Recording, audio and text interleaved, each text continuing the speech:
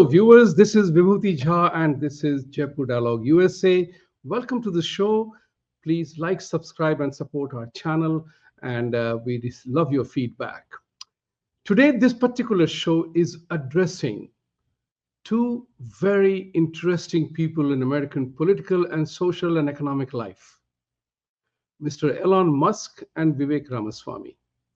I'm specifically addressing them, and through them, I'm reaching out to President-elect Donald Trump, the 47th President of the United States of America.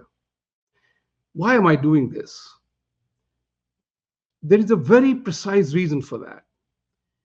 All the three gentlemen, Mr. Trump, Mr. Musk, and Mr. Vivek Ramaswamy, all three of them are remarkably successful entrepreneurs, businessmen, and whatever they do, they have been remarkably successful. They are billionaires. Now, you know that in this country, one of the most important features of this country is that it is a capitalist country. And the American model of capitalism has made America remarkably wealthy and prosperous. So today I'm going to talk about 5 specific elements that I recognized discussing the budget that was passed by Senate and Congress after much haggling, much pushing and shoving. A 1,500-page bill has been reduced to 160 odd pages. So there are significant achievements and significant pointers for all these three gentlemen, Mr. Trump, Mr. Musk, and Mr. Vivek Ramaswamy. Let's address that one by one. Now, one of the things which is very critical, in my opinion, which I saw, one of the biggest achievements of this one is not the passing of the bill. Governments have shut down in the past. Emergency continuing resolutions have been passed in the past. Governments have shut down for a while. The essential services have continued and non-essential services were furloughed or put on hold. That's not the issue. But this is for the first time, perhaps, in as many years that I have been in this country, that people through X, the social media X, got to know the exact specifications that were mentioned in 1,500-page bill that Speaker Johnson was trying to pass in collaboration with Hakeem Jeffries, the Democratic Party leadership, for the first ever time. You remember when Nancy Pelosi, when it came to the time of passing the bill for Obamacare, what she said in the press conference? We will see what's in the bill after it is passed. That was such a candid confession of such huge proportions that the Speaker of the House was saying to the public in open press conference that we don't know what's in the bill, but we will know about it when it is passed. Classic example of abdication of responsibility. This is what the congressmen, House of Representatives and senators owe it to the people of America. That this is the first ever time, thanks to Vivek and Elon Musk X, the various elements of the bill were laid threadbare open.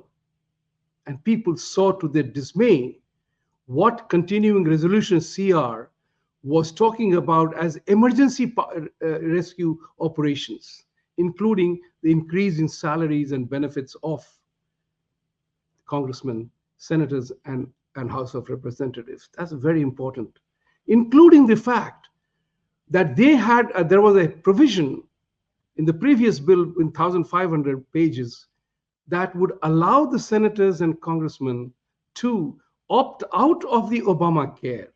Think about it. I do not know the details of that, but this was the Obamacare that they passed. And this is the Obamacare they want an option to opt out of it. How bizarre is that, in my opinion? You may know more and you may have your own opinion about that. That's one point. The other issue is very important, that these three people, Musk, Vivek, and Donald Trump, they are successful billionaires not because they are running their enterprise, as per the norms of the Constitution of the United States of America. They are running this business because according to their own values, own priorities, own needs, and own requirements, shareholder values, and everything else that goes with it, to responsibility of the company.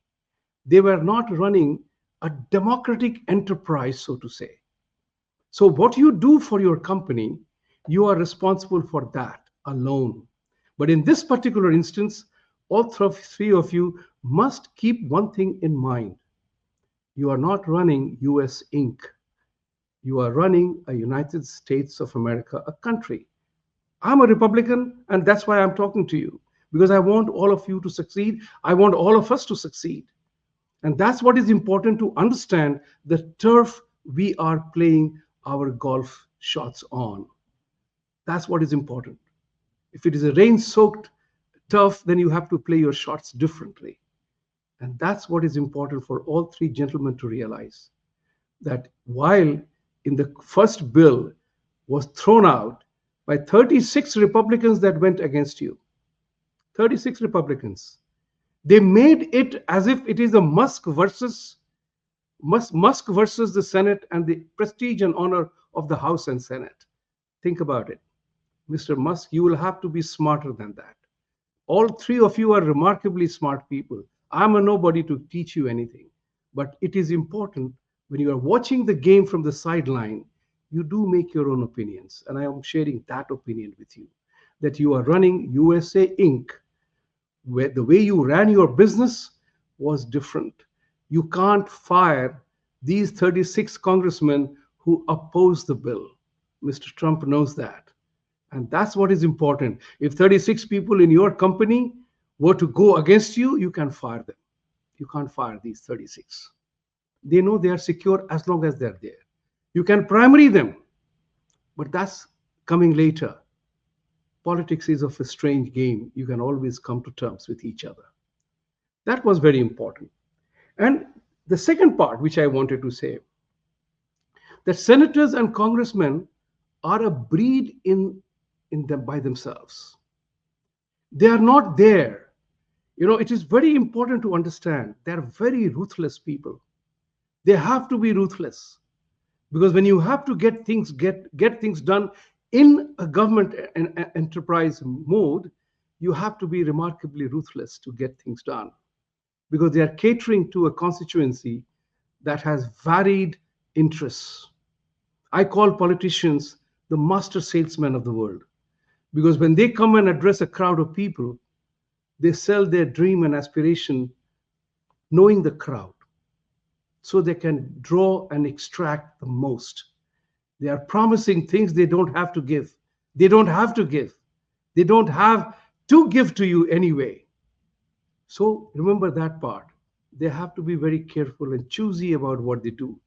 And they use morals and ethics as a political punchline.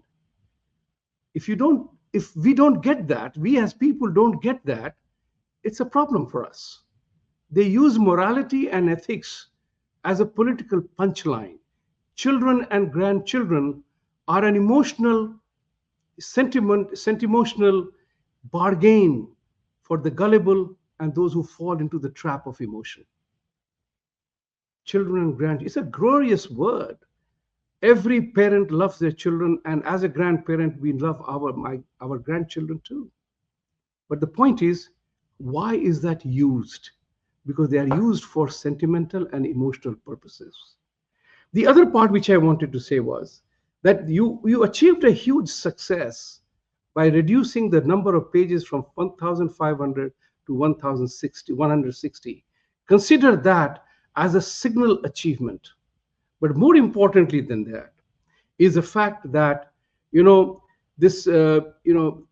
whole thing is that government in America, this was told to me by a very learned American several years ago. He said, democracy is not a tool of efficiency. It is designed to be inefficient. And this is a truly remarkable understanding of the democracy, the way it functions. It is a tool designed to be inefficient. Why? because you do not want a dictatorship or fascist or some kind of a regimented approach come in either of the branches of the government. Each one acts as a counterbalance. That's what is important. Each one is supposed to be a control mechanism for the other one so that none of them, legislature, executive, or judiciary, goes overboard in trying to do whatever they want to do. We all know that. So the governments in democracy are designed to be inefficient. They end up becoming inefficient because you have to legislate, talk, debate, discuss, argue, and then come to a conclusion. That system can never be efficient. It's very important to understand. And the reason why American economy being what it is, or the American capitalist system, or the American political social system is successful and prosperous is because business is outside the government purview. Yes, there are control mechanisms, there are regulations, but important part in America is the lobby system. It is interesting that regulators are funded by those very people who they are supposed to regulate. Think, what am I trying to say here? So there is an element that you cannot handle the game unless you are playing the game in a very smart way. The regulators are funded by people who they are supposed to regulate. And that's where the problem lies. The democracy is not an efficient tool of management. Efficiency comes in private sector, where capital efficiency is key. Effective deployment of capital is key. The rate of return on investments matter. These words are music to my ears. As a banker, I can tell you that. There is no free money. There is a cost to money, and one has to understand that. So my suggestion to Mr. Musk would be, to Vivek would be, to Mr. Trump would be, rename the department, not from Department of Government Efficiency to Department of Government Effectiveness. And I'll tell you why I'm using this word. Efficiency was the word which was part of an assembly line production manufacturing era, post Second World War, where the machine tools had to be deployed in such a way that there was efficient running of the assembly line. Today, we are living in a world where we control the mechanism through this. The whole universe is in your palm. You can conduct your business living in any part of the world. We are living in a coordination era brought about by tectonic shift through technology. The way we communicate, the way we outreach, the way we influence. That's what is important for us to know. That's what is important for Mr. Musk and Vivek Ramaswamy and Donald Trump to know. All billionaires, very successful. You recognize that there is an urgent need to fix the swamp because the swamp controls you. But remember, the swamp is being fed by those very people whom the swamp wants to control. With this message of these 14 minutes, I say it's my privilege to reach out to you. I hope your gatekeepers and those who manage your media system will spend some time and see the merit of my suggestion today. Department of Government Effectiveness. Efficiency will follow by itself. Thank you very much here. And I want to say one thing for sure. I always end my shows with the call that truth must prevail.